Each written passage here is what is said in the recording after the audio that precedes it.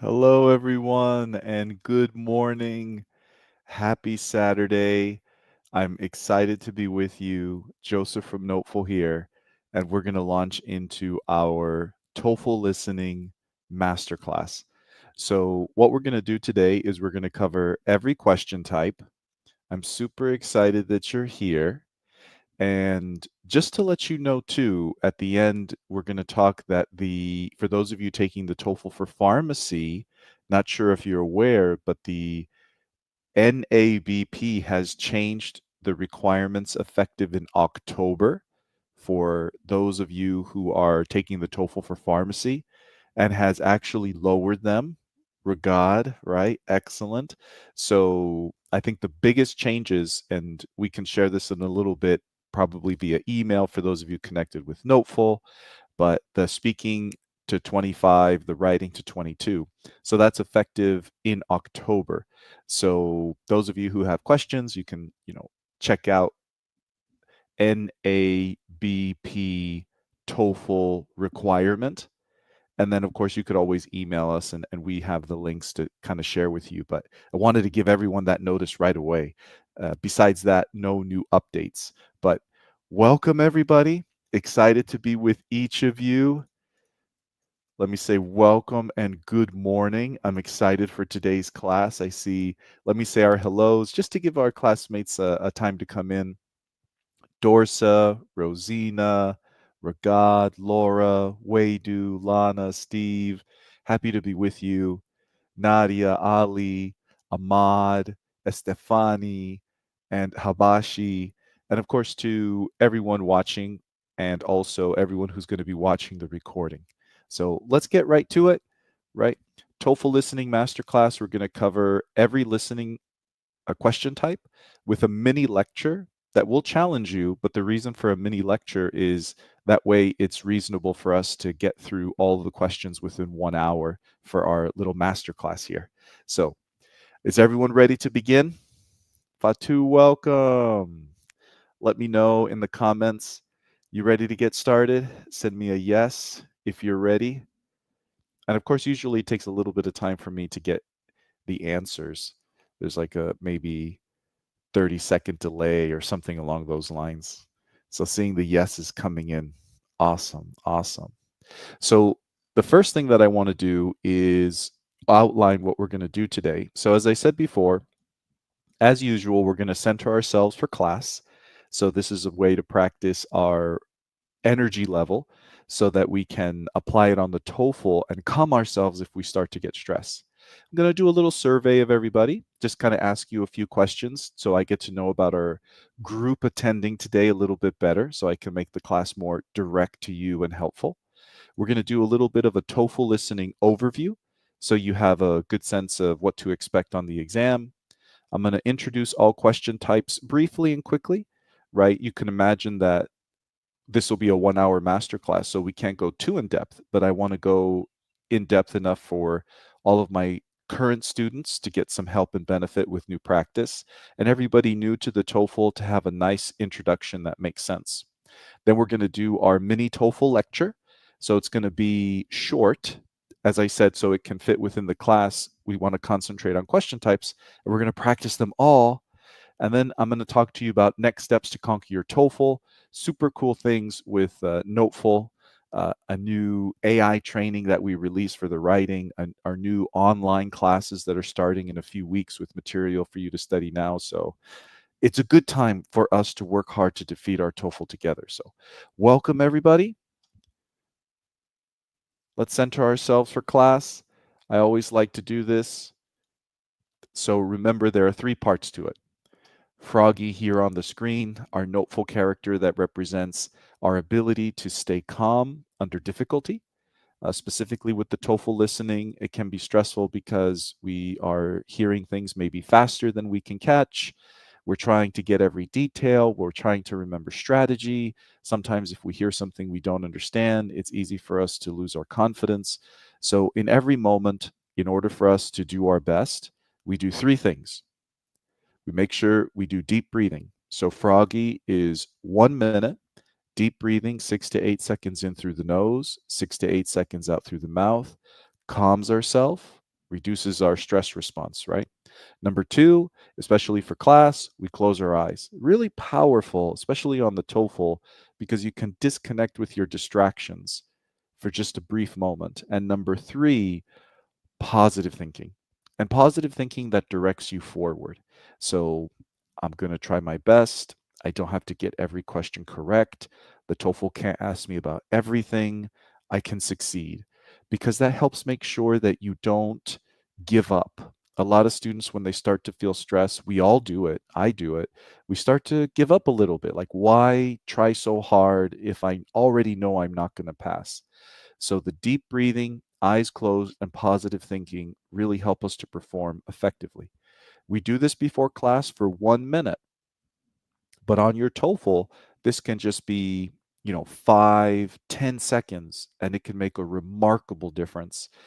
Sometimes it can be hard to do when you're listening, but if your stress level is really high, we need to do something to calm it, right? So even if it's just one quick breath with your eyes closed and positive thinking, make sure that you apply it on your TOEFL. So let's do it now as a group. I'm going to put our timer so I can time you for 1 minute. So froggy breathing, starting now.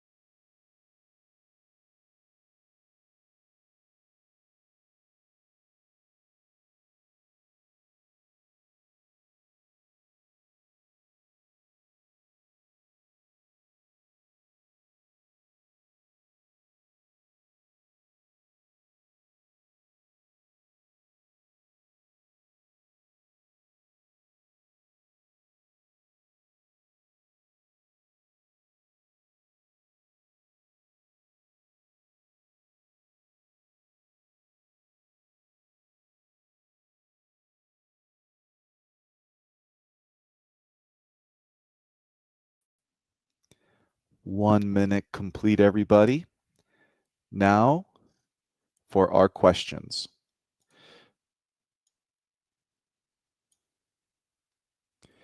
Have you taken the TOEFL before? Have you studied a noteful course before? When do you plan to take your TOEFL? What are you taking your TOEFL for? This is just nice to see in the comments so that we kind of see each other as a community. Those of you who I know very well, please answer too so that you can share. And I'll give you about 2 minutes to answer this and then submit it so that we can kind of see each other as a group, and it gives me a sense of what we're all doing the TOEFL for.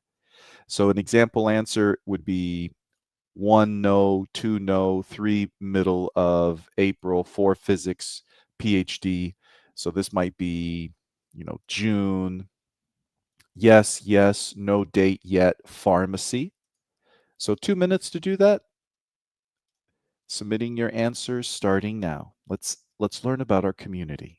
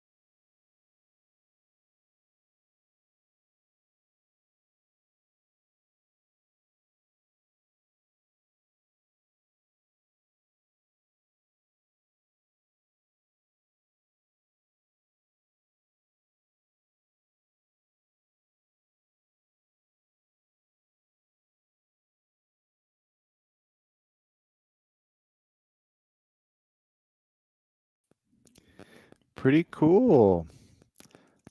Really nice always to connect and kind of share. A lot of wonderful connected Noteful students. Some of you new to Noteful. Many of you have taken the exam before. Some of you have not. So that gives me a good sense of how to make sure we include everybody in this class. So thank you for participating. Get to learn about our community. And let's kick it off. So for the TOEFL, on average, you're going to have 6 minutes to answer 11 questions on the first listening set, right? 6 minutes, 30 seconds is uncommon. Now you usually get 6 minutes. And so that begins with a conversation between a student and a campus employee or professor that lasts for 2 to 3 minutes, and then you get 5 questions to answer. Then you get a lecture that's 4 to 6 minutes long. That's what we're going to copy today. As I said, mini version that would only be about a minute or two for our training today.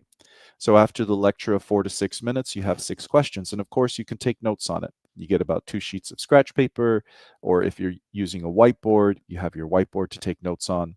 And then the thing that we want to be careful of is that when we answer questions, we always answer within about 30 seconds to 40 seconds maximum, because what happens is that the TOEFL will start counting down the timer of 6 minutes when you get your first question, right? When you get each question. And so if you spend a lot of time on the first questions, your time will just run out and you won't even get to see all the questions. So we want to be careful of that. Then after you complete that, it resets. You get a conversation, 5 questions, lecture 6 questions, lecture 6 questions. And for this set of questions, you have 10 minutes to answer. So 5 listenings total. And for each question, you want to spend about 30 to 40 seconds to answer. Now, the next thing is, what question types are we going to get? So there are essentially 7 types we should be familiar with, very similar to the TOEFL reading. Some, of course, are different. For example, the main idea, you don't have that on the TOEFL reading, but you have that on the TOEFL listening. So this tests your ability to understand how lectures start and develop. The main idea is usually in the first 30 to 45 seconds of the conversation or the lecture. So it sets up what the rest of the listening will be about. So the main idea is often answered there. Detailed questions test your ability to understand what we call unit structure. So unit structure is a fact that every lecture and conversation is divided into units of information. So that means that you're going to hear a topic discussed for about 45 seconds to 1 minute before it transitions to another topic. We know that from the reading with paragraphs. So the lecture is structured the same way. And just to give you a quick illustration, let's say we're talking about a unique microorganism. The professor might spend, 1 minute talking about one of its body structures. Then it might spend another minute talking about its habitat. Then it might spend another minute talking about its mating behavior. So it makes sense that the professor talks about an idea, moves on to another, moves on to another. So the conversations are the same way. And that's what the TOEFL is trying to test you with detailed questions and a lot of questions. Can you follow the change in these focuses illustrated by your ability to answer questions? So you'll get a question like, what is the significance of this body structure? What are choose 2 out of the following 5 answers for characteristics of the mating behavior of this organism. So they're not these magical questions where you have to guess crazy answers. It's really, were you able to listen and understand that piece of information accurately? Number 3, purpose questions. This is really important. It's often when the professor is using metaphors or analogies, giving examples or illustrations. It's, are you able to know that when the professor explains something, he or she is explaining an idea that was mentioned previously? So, for example, if I start talking about how a manufacturing process occurs and it's a little complicated, I might give you an analogy and say it's similar to how houses are built. And then the TOEFL will ask you, why did the professor mention houses? And the answer will be to help illustrate the manufacturing process, to help clarify a complex detail, a complex step in the manufacturing process described.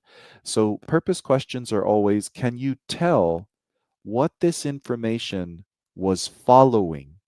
Can you sense that flow of the story? Inference questions, I always say they're similar to detail questions in that they are evaluating your ability to catch information.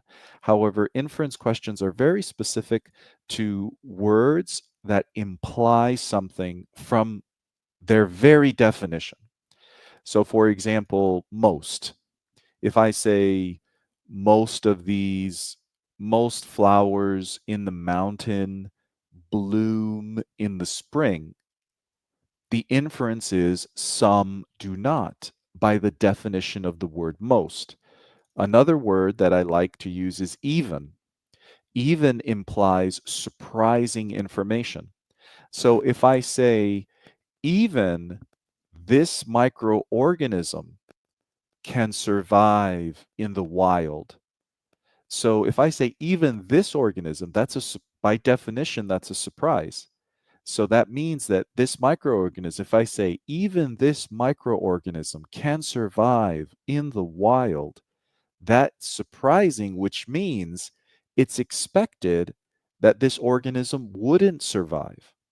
So inferences oftentimes are challenging because they focus on vocab words we haven't spent a lot of time mastering.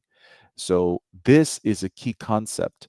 And I always say, I'll say it again, that detail and inference questions are like brother and sister. They're part of the same family. A simpler inference question feels like a detail. A tougher detail question feels like an inference. So they're very closely related. Question 5, opinion attitude.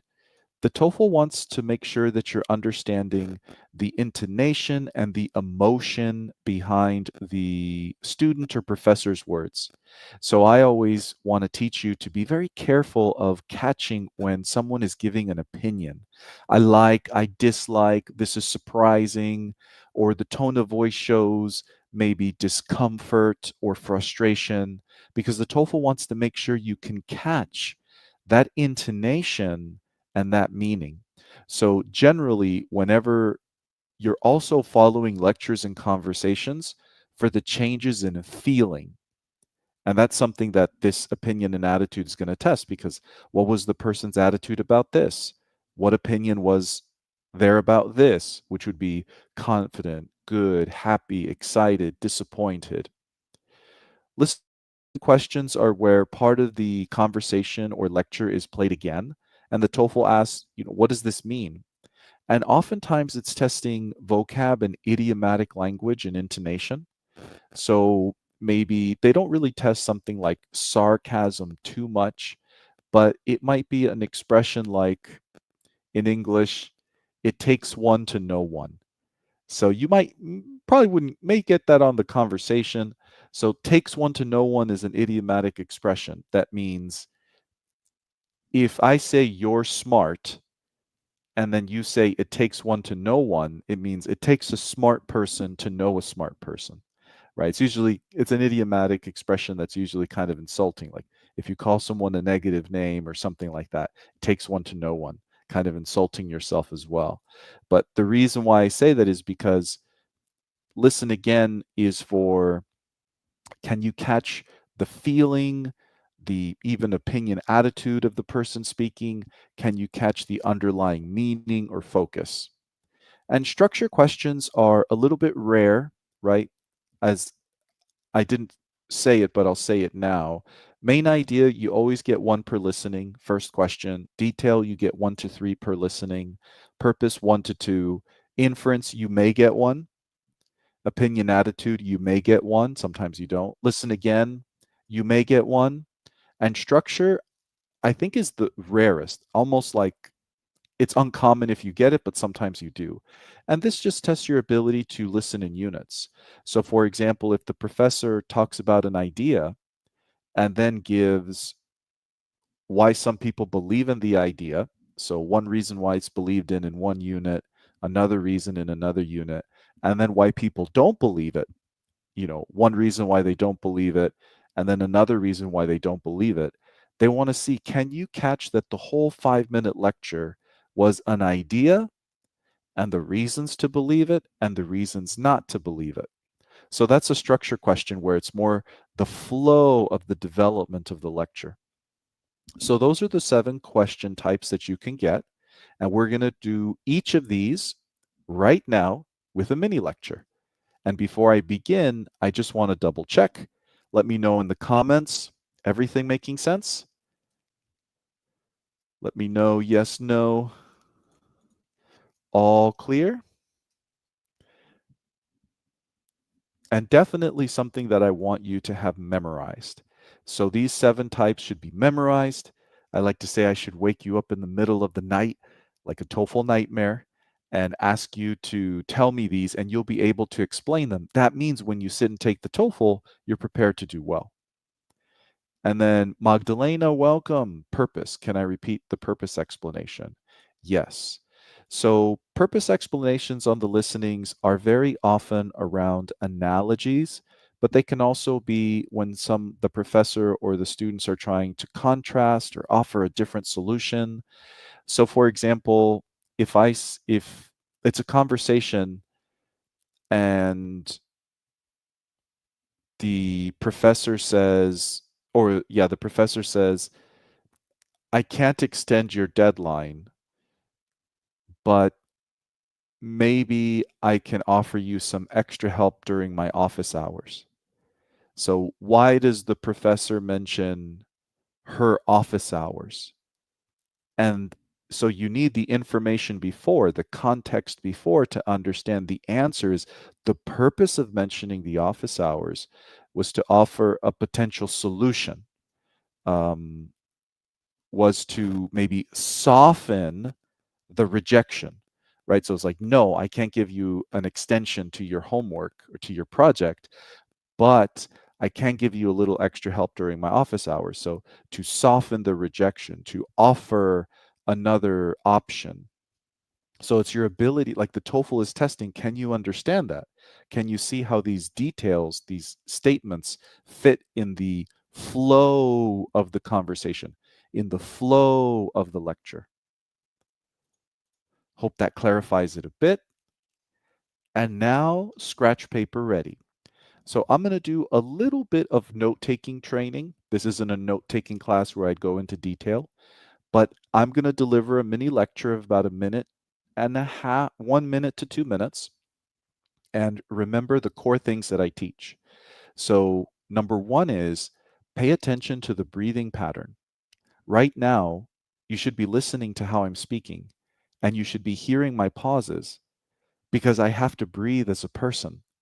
And this is what every professor, what every conversation is going to have. It's going to have bursts of information with mini pauses. So the first thing is to train yourself to listen in the rhythm of the professor, of my rhythm, and every group of words that are spoken, whether it's a small group of words or a very large group of words, is essentially just communicating one core idea because that's the pattern of professional academic speech. So that means right now you're listening to me and you're hearing the pauses. So this starts to train you to listen effectively. The next thing is when you take your notes, make sure that you take notes in a way where you are indenting. So, for example, every breath, like every group of words, should be one line of notes. And you should be indenting to show organization. And indenting just means moving to the right or left.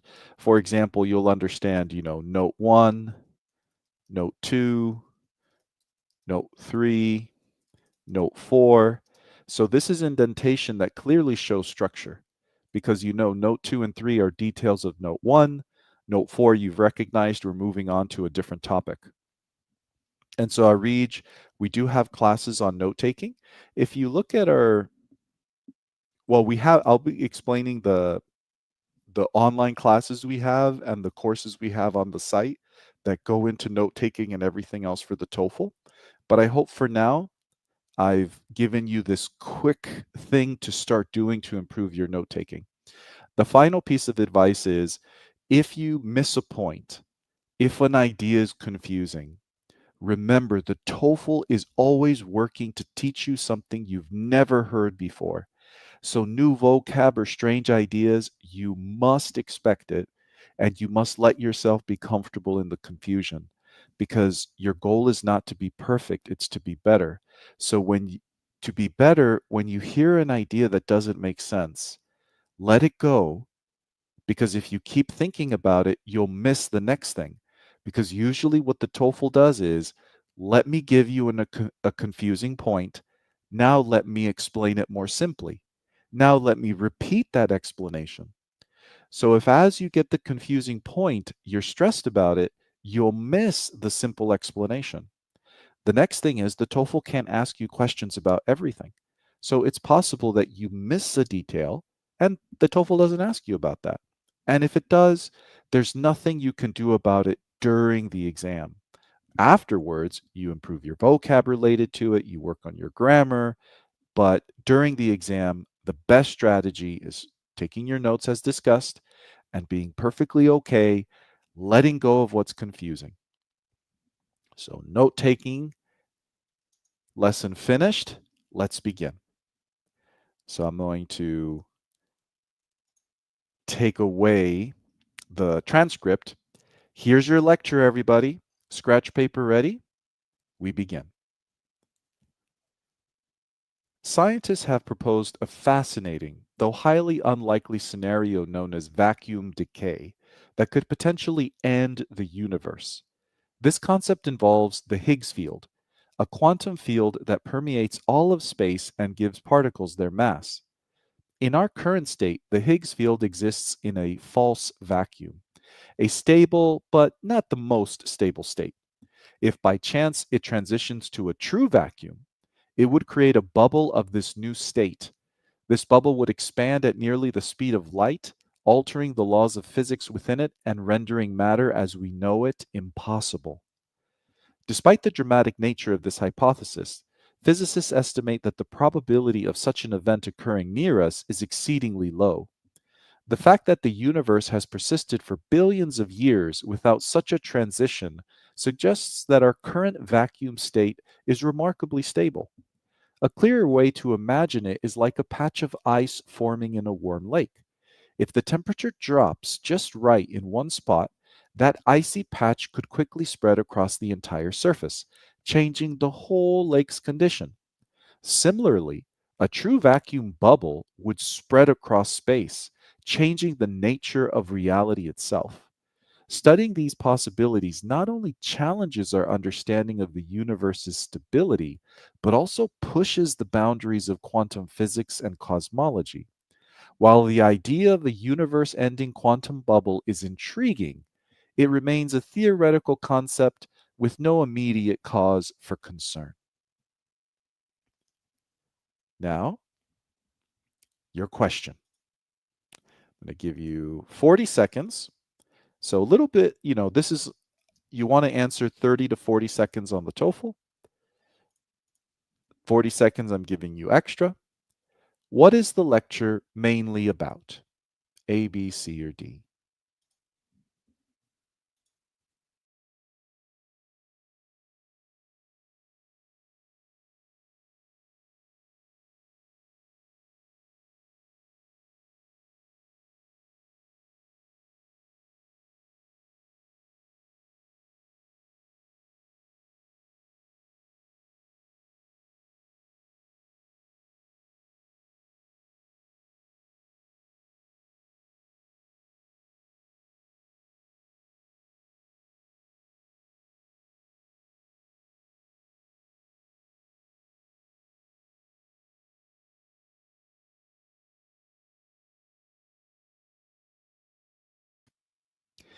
Now, question number 2. And you're training your time management, you're training your sense of strategy. Detailed questions. Why do physicists believe vacuum decay is not an immediate threat?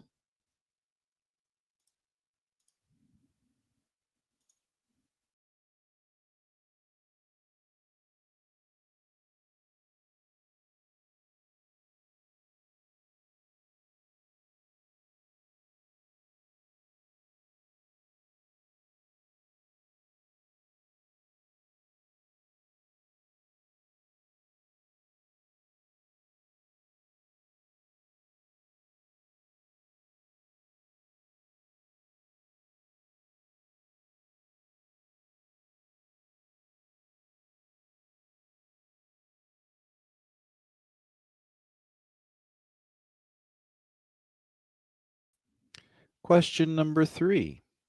Purpose. Why does the professor mention the frozen lake analogy?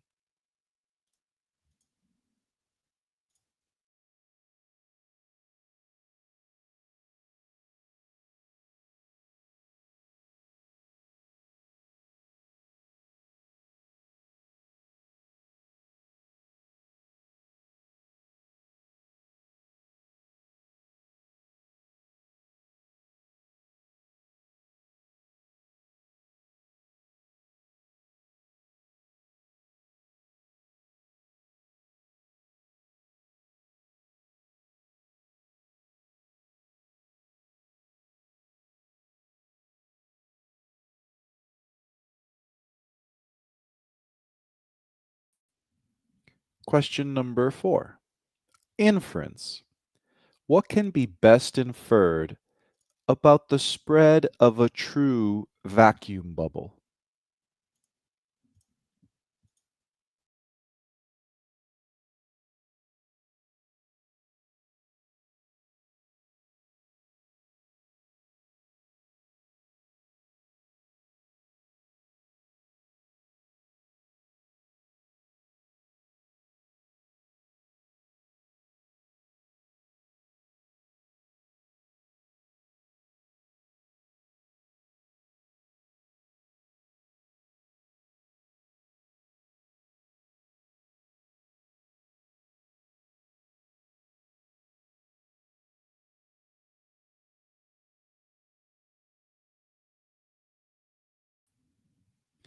Question number 5.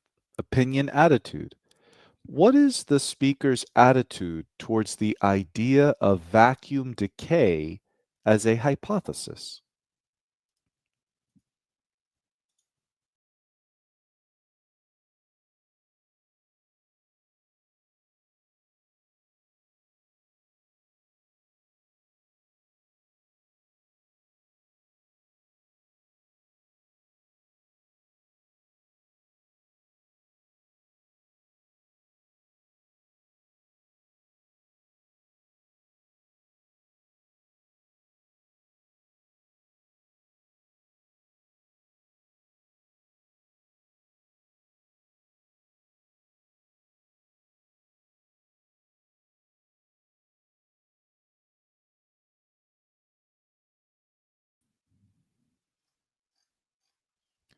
Six, listen again. Now, on the TOEFL, you don't get to see the transcript, but for the class, I need to have it so that I can say it and it's there as a reference for you.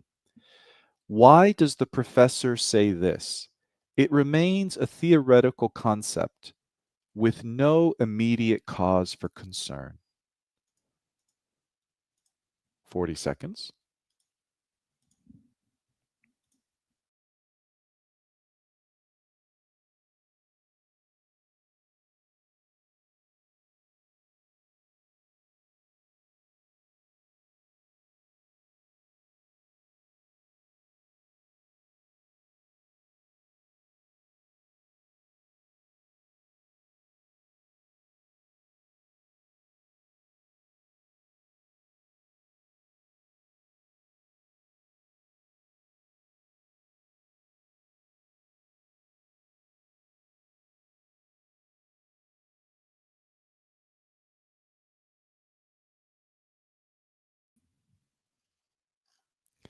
Final question, number 7. How does the professor organize the lecture? 40 seconds.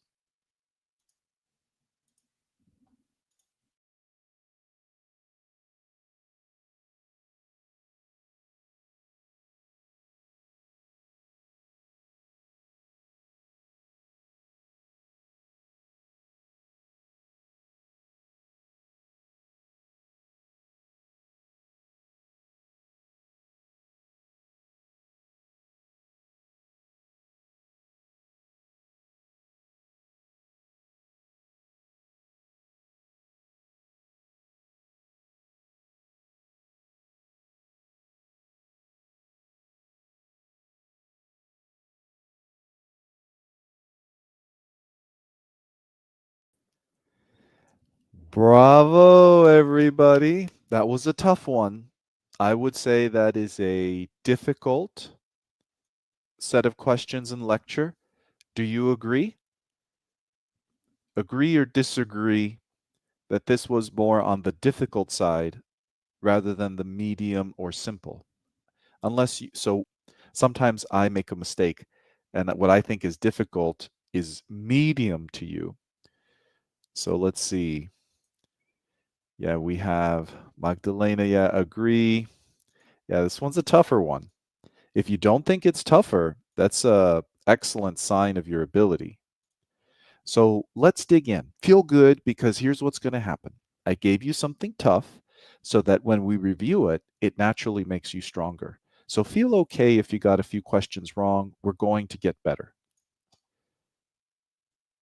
And remember, anything that you're anything that you're doing to study for the TOEFL, when you discover topics, ideas, vocab that's confusing, that's hard, investigate it. 15, 30 minutes, 1 hour. Studying English topics that come up when you're studying for the TOEFL are valuable to engage in for what it teaches you and what it helps you with. So let's break this down. Here's the lecture. Let's look at it together and then we'll review the answers to the questions. Scientists have proposed a fascinating, though highly unlikely scenario known as vacuum decay that could potentially end the universe. So, scientists have proposed a fascinating that should be comfortable to follow. And we need to capture that this is a proposal. It's not a fact, it's not an observation, it's an idea. Though highly unlikely, that's a kind of important like we should be able to catch that that's important because an idea being likely or unlikely is an important detail about that idea. Scenario known as vacuum decay. Scenario is a vocab word you should be familiar with. Scenario means situation. So if you hear that word and it throws you off a little bit, memorize it 100% today. You'll be in a good place for doing that. Vacuum decay is what we always expect on the TOEFL, a word, idea, or concept that's strange or new to us, that we may not be able to spell correctly, we may not be able to understand well. So just try to sound it out in your notes and recognize, that's the key topic. Expect 2 to 3 of these words in every single lecture and conversation. And if you don't get them, feel good. So you're always going to the TOEFL is always trying to give you a topic you've never heard explained in basic academic vocab to test you. So vacuum decay is something nobody knows about. Here's what it is that we need to understand that could potentially end the universe. That is a very powerful idea we have to understand. End the universe. So it's just some idea of how the universe can end. This concept involves the Higgs field. Whew. That's the second one. Nobody is expected to know that. The TOEFL defines it. A quantum field that permeates all of space. Quantum field is a little in between. It's not really expected for you to know it, but it's almost like plant biology, cells, some basic information is expected.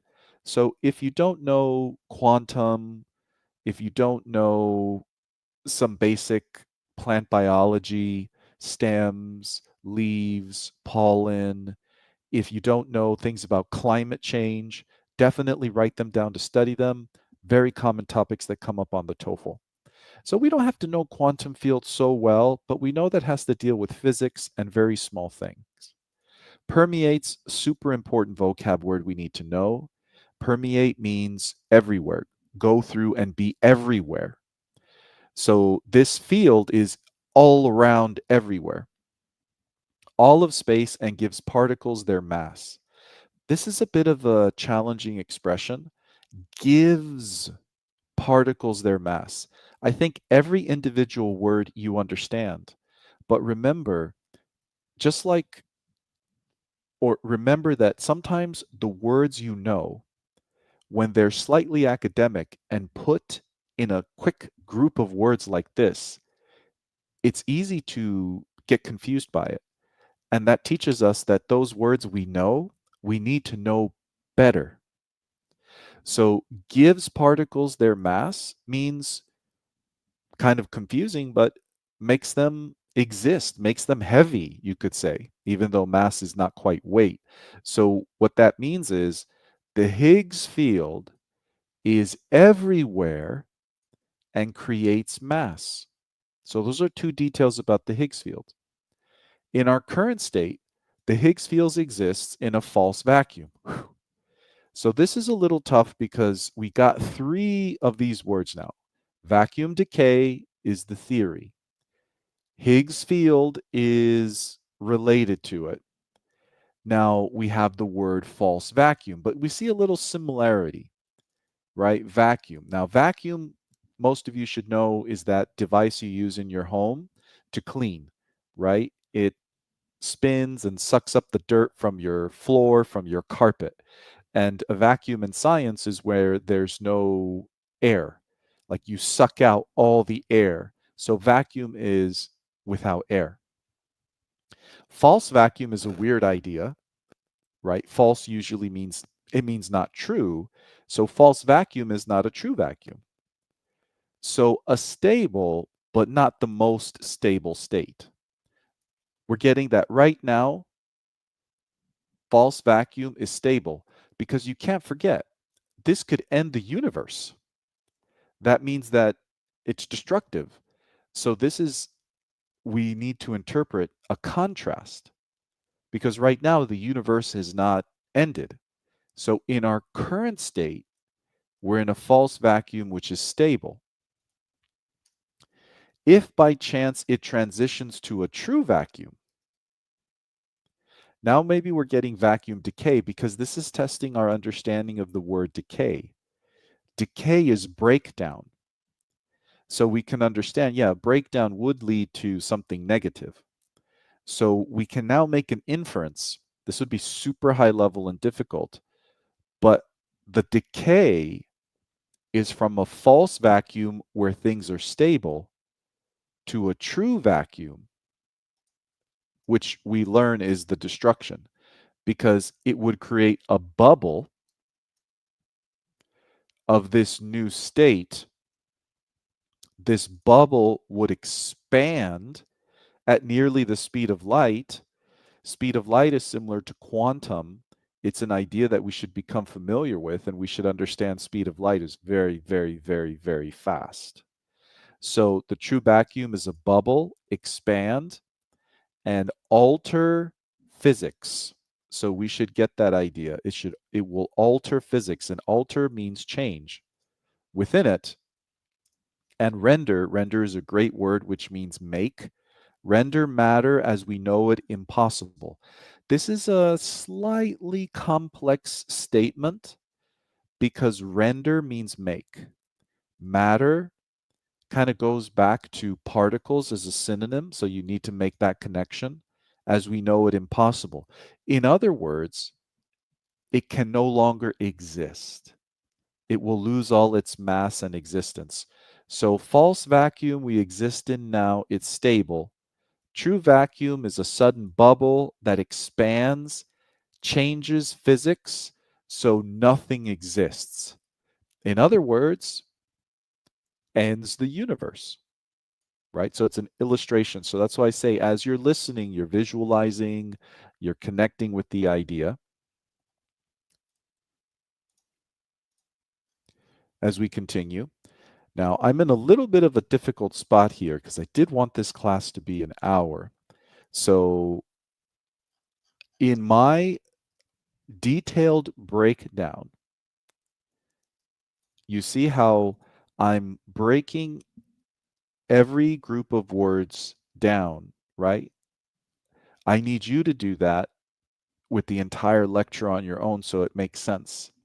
I need you to feel comfortable searching every word you don't know or don't feel you've mastered, making your flashcards with it. I need you to feel comfortable going on YouTube after you study this, Google, AI, and searching the ideas and ask if you use AI for it to be explained to you simply. Uh, YouTube, watch a 4 to 6 minute video on it because those are usually meant to be introductory. If it's a 8, 10, 15-minute video, it'll be too overwhelming.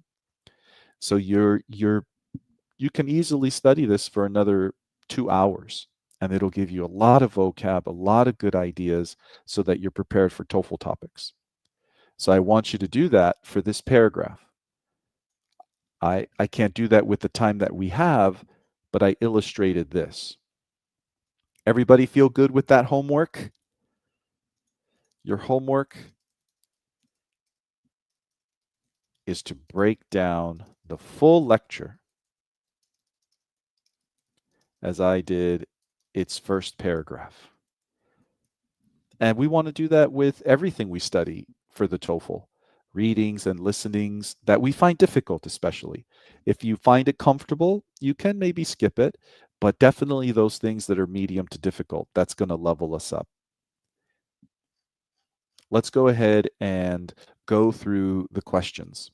So I'm going to explain the answer, and homework wise, as you review the lecture as we discussed, and as you have these answers and my explanations, you'll be able to have it make sense. If we were in an online class, right, for what I'll tell you about our upcoming gold course, we would go through every one of these things in full detail. So we probably spend a good solid 2 hours, maybe 2.5 hours on this, and everything would be clear. But for this, we're being a little bit more efficient.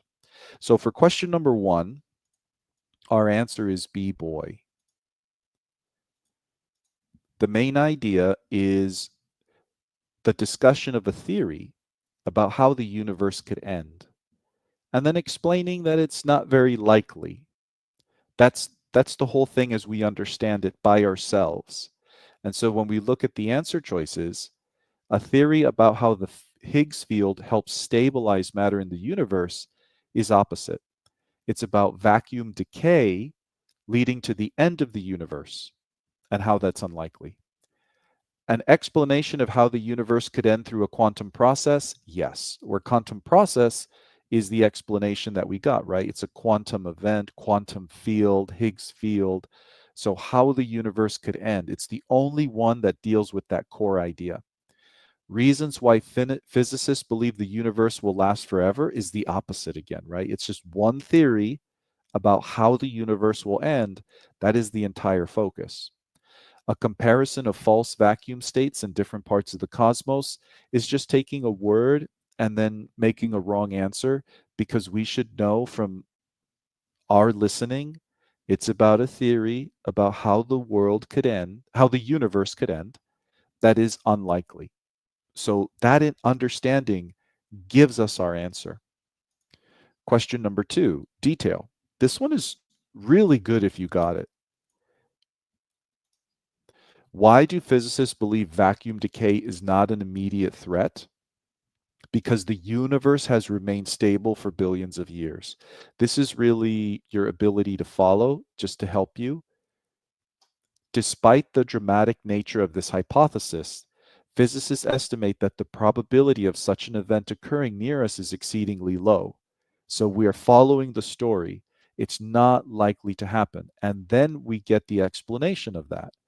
The fact that the universe has persisted for billions of years without such a transition suggests that our current vacuum state is remarkably stable.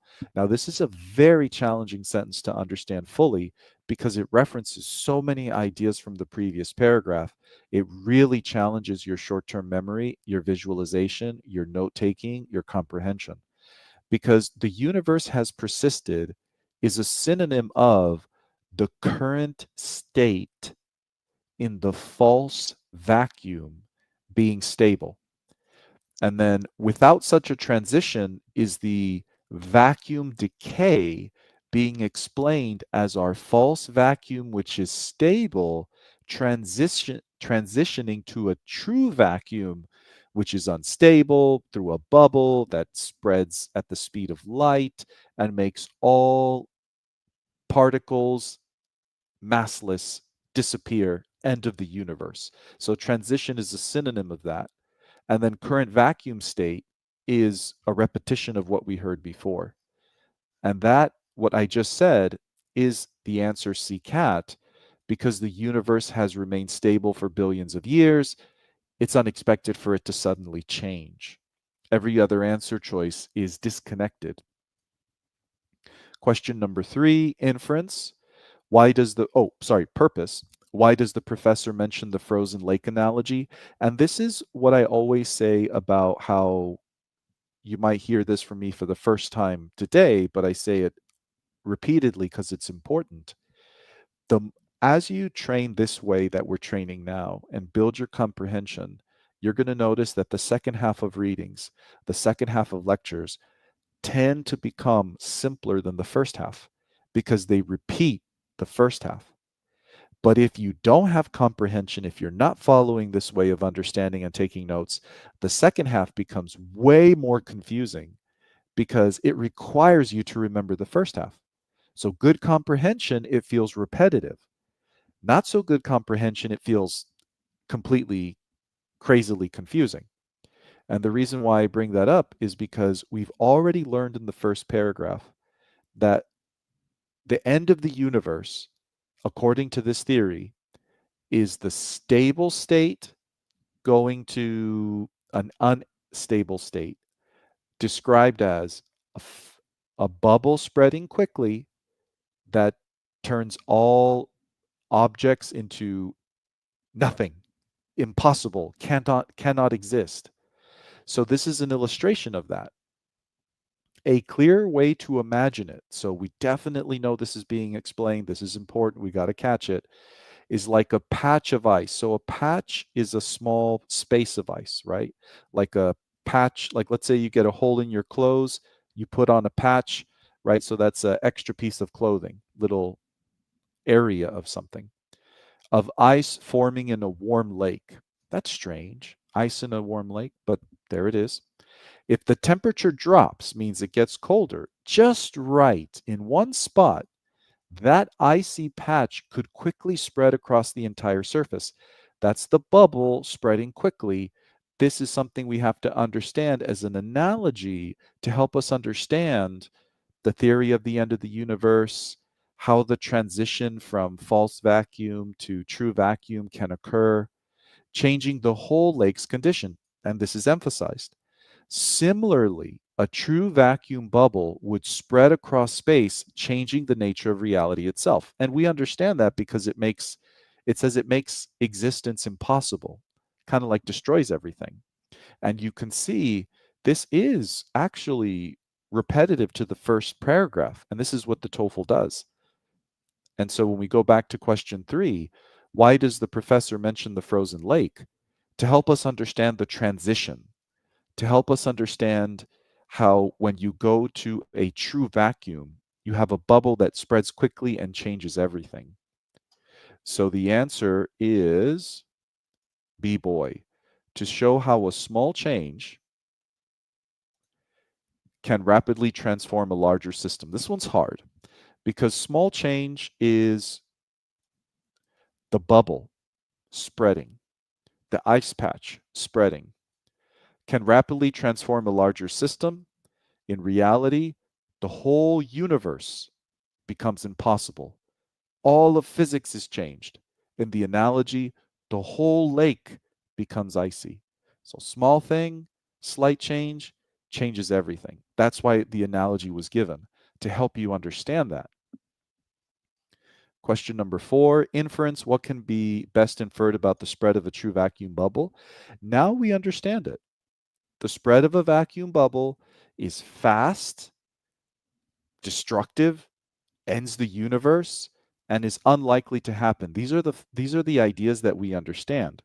So the answer to number 4 is C.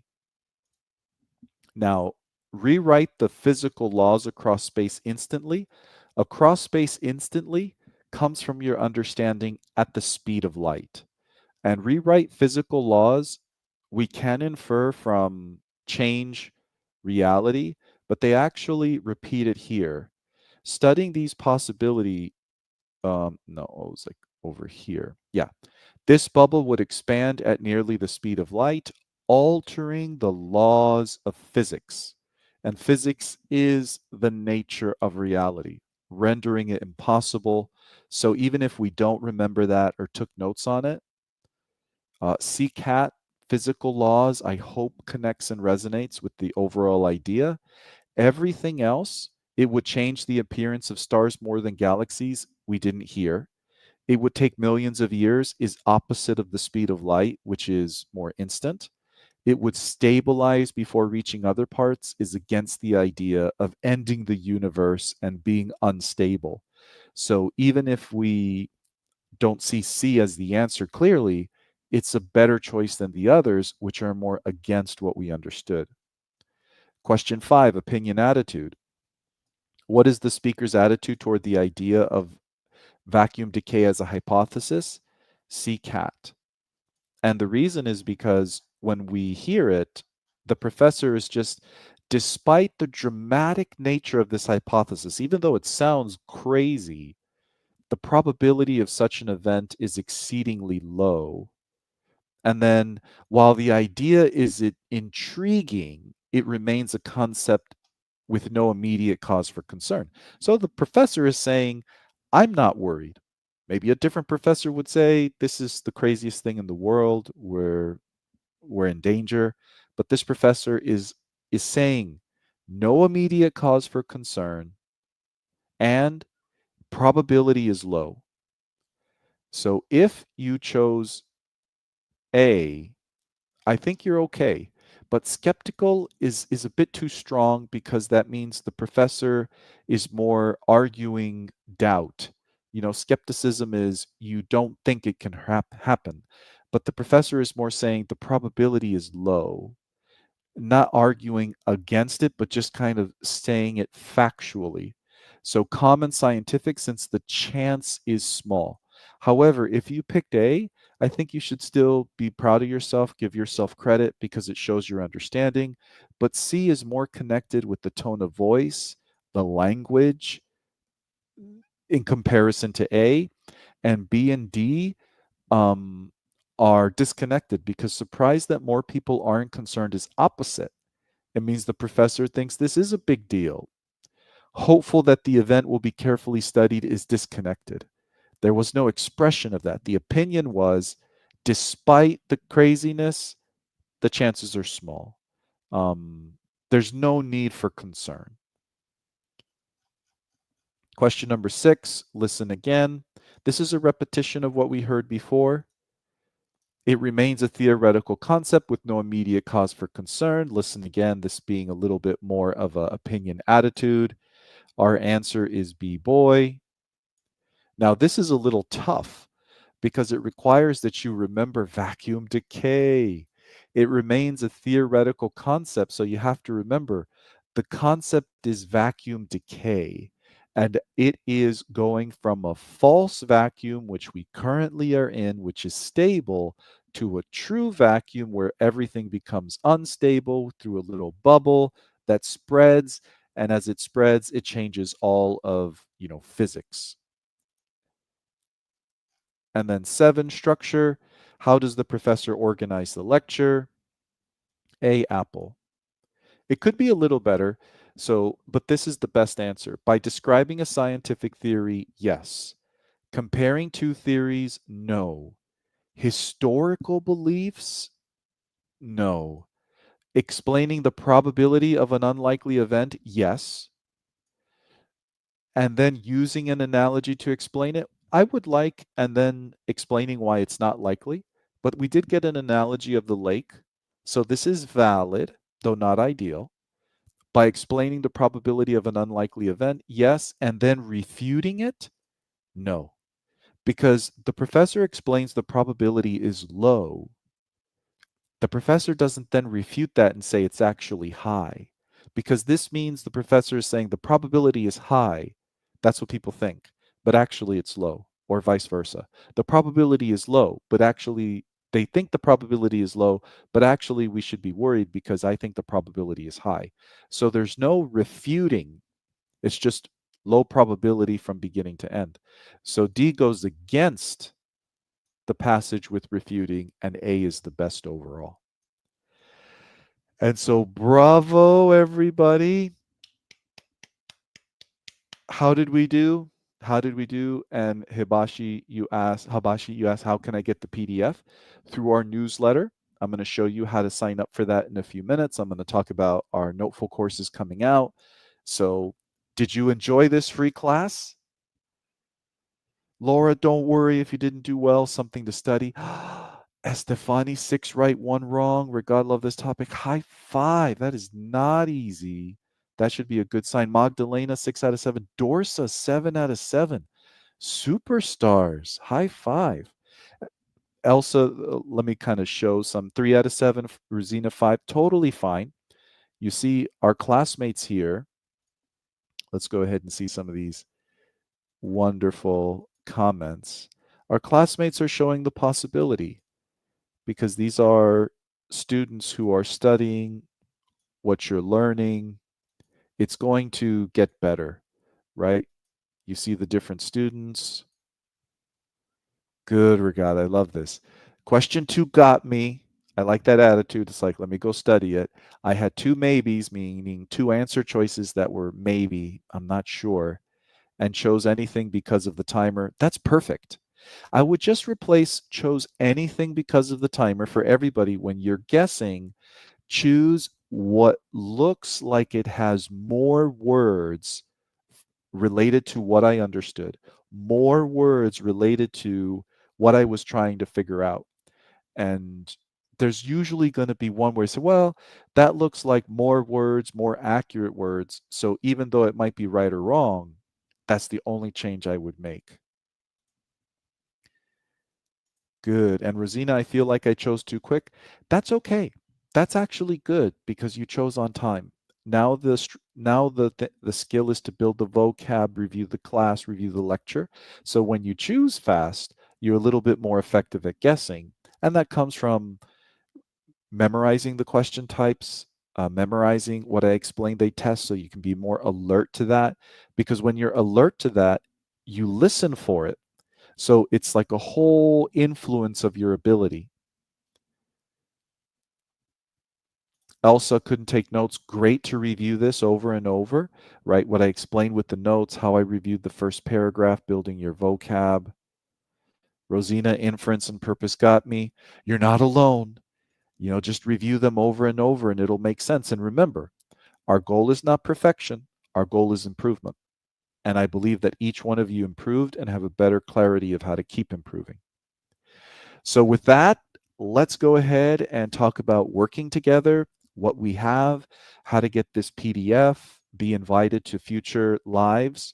So first things first, let me introduce you to the site for the PDF. So noteful.com. When you visit noteful.com, NOTEFULL.com, and you click on the Getting Started section,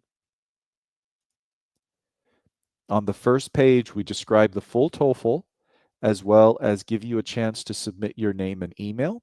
So you can do that right now, and within probably the 6 hours to 24 hours, we're going to send an email with a link to this recording as well as the PDF.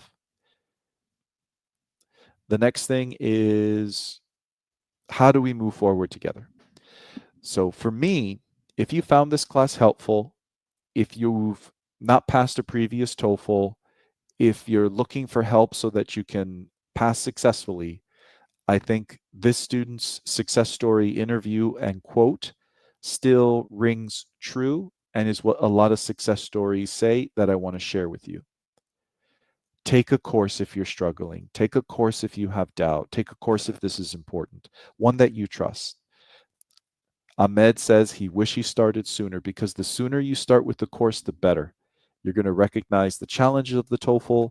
And for many of my students already in a course, I believe you feel grateful because it's like imagine if you haven't taken one because it's already challenging enough. Without a course, it makes it even tougher.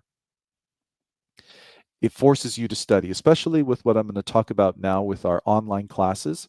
Because if you're struggling with studying 12 to 24 hours a week, I strongly encourage you, push you to do something. And it doesn't have to be with us, but join a class, do something that makes you study more often because the TOEFL success when you're working to improve is a result of the right material and studying it and just studying it 12 to 24 hours a week. You can do it. You're going to succeed, but we need something that makes sure that we do that. Have faith in yourself.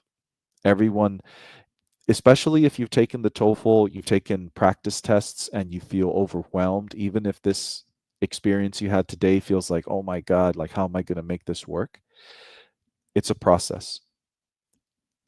You build your vocab, you build your grammar, you build your answering strategy, your TOEFL techniques. You're going to grow and improve your score week by week, month by month. The average Noteful student, academic professional like you, training with our material, refined over 17 years, is improving 4 points for every 100 hours. So it shows the amount of discipline and effort necessary. And if you watch our success stories, you'll see that that's what it takes. And some people do it fast by studying intensely in the beginning, and some need time because they have families and work, etc. And you will pass. Every success story wants to remind you, yes, you can do it. Yes, you will pass.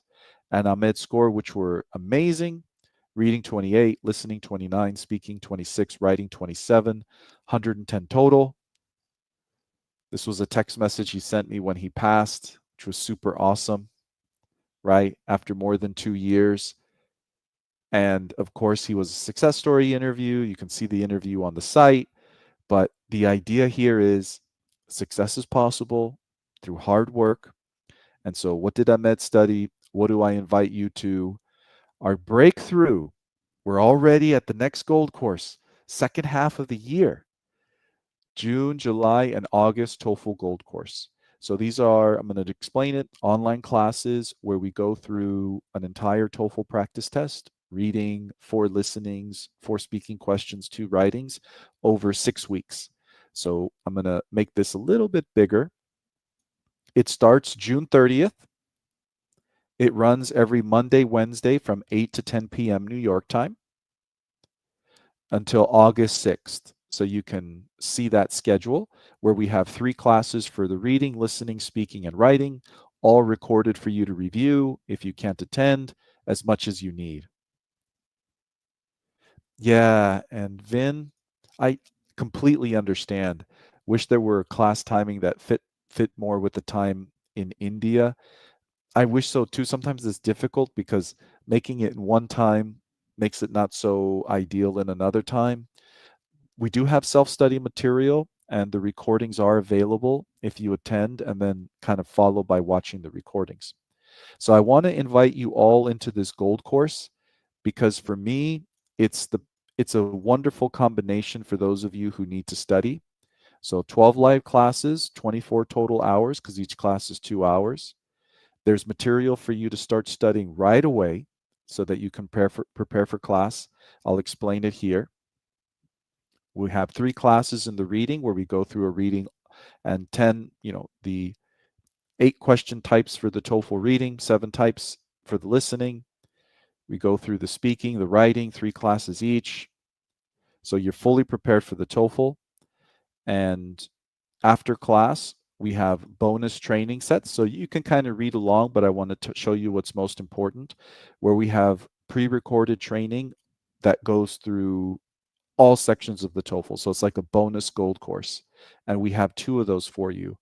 And so we also have so many things to help you with your grammar, with your vocab, with your speaking delivery.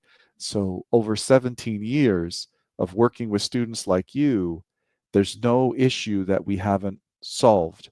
And all of those exercises and videos of solving those issues for students are organized and presented to you in the Gold course. So again, if you're studying, struggling, or know or have your friend who is, definitely the Gold course is the best idea. And we have two things that are pretty awesome with how we organized it. Before your exam, we do have a full length practice test that you'll be able to follow with your answers and guided meditations. This is a big one. So, just to show you, this is what it looks like if we go to the Gold course. I want to show you these meditations. We're always improving the course, but here's the layout of your Gold course, and you see when you register, you're taken to the first page of the course that explains everything we discussed. So you just read through the first page. The course is meant to be a disciplined guide step by step. So it's not meant for you to jump around, but read page by page as if I'm tutoring you, because that's how we designed it. And the success meditations are what I'm really happy to share with you, because for the reading, listening, speaking, and writing, we've created them that not only can give you confidence, but guide you through how are you going to apply everything in real minute by minute time on the TOEFL. Because we found that a lot of times it's difficult to apply what we've learned to the exam. All that we know could be disorganized in our head. So this organizes it so you know how to deploy it, how to do it under exam conditions. So I'm really excited about that. So again, if you're struggling, the Gold course, how do you get to the Gold course on our site? When you click on TOEFL Prep, that's where we have a list of all of our courses. So if you need help, the Gold course. Now I'm going to explain a little bit of everything. If you feel confused, no problem. Under TOEFL Prep, you see the 4 key ways we have to help you. So first, we do have self-study training if the class schedule doesn't work for you, or if you feel really confident studying on your own. In that case, we recommend the Diamond course, and that's one of our most successful courses. If you study that enough, you can get up to your perfect 120 on the TOEFL. Ultra Fast course, that's meant for those of you who have your TOEFL in about 2 to 3 weeks and you just want to get the maximum score possible fast. We have our free course, 4 hours of training with practice so that you can assess your level and have explanations to help you improve. We have TOEFL grammar training. Grammar is fundamental to your success. So if you're struggling with it, we have a 24 lesson course. It'll take you about 72 hours to complete, and it'll ensure you have the grammar to master every section of the exam. For those of you struggling with vocab, maybe it was tough for you to follow this lecture for that reason. We have a beginner TOEFL vocab set that we teach through the TOEFL. So kind of example readings, example questions that integrate the vocab. It's a really cool way to study. So 252 beginner words, 252 advanced words, depending on your level. Our online TOEFL classes. So again, starting June 30th, I invite you to register now, check it out. That way you can start studying with the material for every section today and start improving. And that's the Breakthrough June, July, and August Gold course. We're also next week, next Saturday, I'm happy to announce we have what's called a TOEFL Reading Purpose Espresso Shot class. So we're going to do a 2-hour class on June 7th, 10 a.m. to 12 p.m. New York time. So that's next week on TOEFL reading purpose questions. So if the purpose question was tough in this TOEFL listening, the TOEFL reading purpose question will be tough too. And when you do well on one, you do well on the other. So improving your TOEFL reading purpose skill will help you with the TOEFL listening. This is everything is important. But what makes this so powerful is that understanding purpose questions demands that you understand academic structure. How is a lecture structured and developed? How is a reading structured and developed? And that is fundamental to helping you build your comprehension for the TOEFL for all question types. So, really good if you're struggling with the reading. We have small group tutoring. That's where you and I, along with 5 other students, work together over the course of a week so we can connect and I can be evaluating you, your score, your feedback. Really effective, powerful, lots of success stories that have struggled, broke through here. So if that's you, we have evening speaking small group tutoring. That's starting June 3rd. So that will be Tuesday and Thursday. Actually, hold on one second. Yeah, I apologize. I have to update the schedule. It'll be starting June 10th and 12th, and it'll be 10th, 12th, and then 17th and 19th. So I need to update that. Those dates are wrong. And that'll be from 8 to 10 p.m. New York time, Tuesday, Thursday for the speaking. And then we have morning TOEFL writing tutoring if the writing section is getting you down. And that'll be June 9th to 12th from 10 a.m. to 12 p.m. New York time. So that's Monday through Thursday. So you visit the site, you get to see the schedule, review, double check that it works for you. And almost done. If you're struggling with the writing, I'm really deeply excited because you have the gold course, you have the diamond course, you have small group tutoring. And if you're lost and just want something kind of amazing, we just released our game-changing AI TOEFL training specific for the writing. It's a subscription-based course where we have already 5 specially designed AI tutors that I've created over the last year to work with you sentence by sentence to improve your writing question 1, your writing question 2, your grammar. It includes feedback so that you know your score as you're progressing through the course regularly, infinite practice test. This is truly exciting. If you are struggling with the writing, check this out, register, and within this week, you can make remarkable progress. And so everything I hope you see that you need for TOEFL success is here. That way, I want you to succeed like Ahmed. Any final questions before we end? I invite you to sign up for the course, the newsletter. Remember, that's when you go to noteful.com and then you click on the Getting Started page. That introduces you to the TOEFL. Us at Noteful lets you sign up, invite you to the gold course so you can succeed like Ahmed and we can work together, as well as all the other things I've shared. So let's see.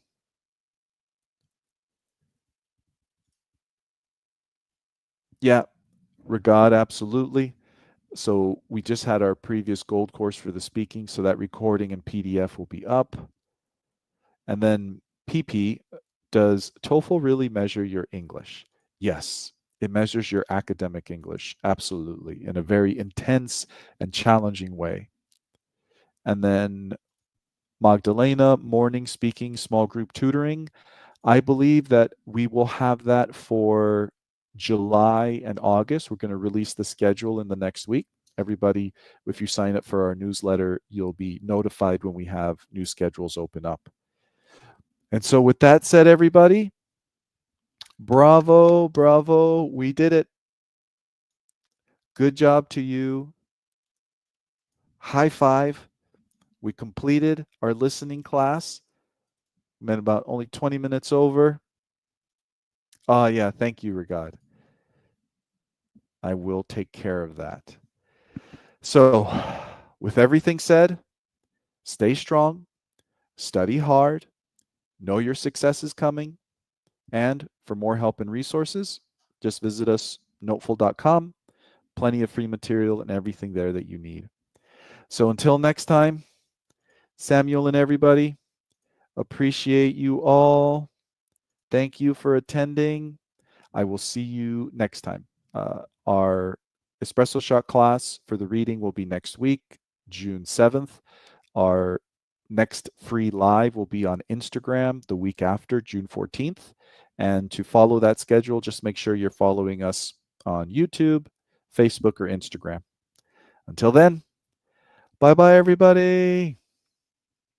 Good job today.